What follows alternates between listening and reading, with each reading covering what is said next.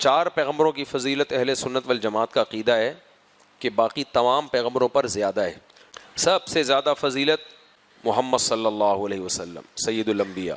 آپ کے بعد سب سے زیادہ فضیلت ابراہیم علیہ الصلاۃ والسلام کی، جن کی ملت کی اتباع کا نبی کو حکم دیا گیا ہے.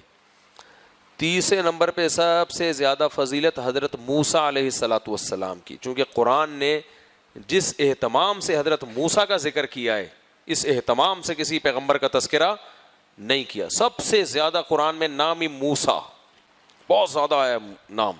اور چوتھے نمبر پر حضرت عیسیٰ ابن مریم، ان کی فضیلت اس لیے زیادہ ہے کہ صاحب کتاب پیغمبر تھے، وہ تو ہے ہی.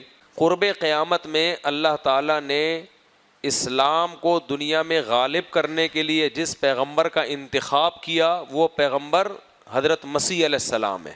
تو یہ کم فضیلت نہیں ہے، یہ انتخاب کسی اور پیغمبر کا بھی ہو سکتا تھا، لیکن جو آخری دین ہے اسلام، اس کو پروموٹ کرنے کے لیے، دنیا میں غالب کرنے کے لیے نبی صلی اللہ علیہ وسلم جس مقصد کے لیے دنیا میں آئے اس کی تکمیل کے لیے ہزاروں سال، سینکڑوں سال حضرت عیسیٰ علیہ السلام کو آسمانوں پہ زندہ رکھا گیا ہے، آسمانوں پہ زندہ اٹھا کے، اور تاکہ قرب قیامت میں ان کو نازل کیا جائے اور ان کے ذریعے سے دین کو دنیا میں غالب کیا جائے.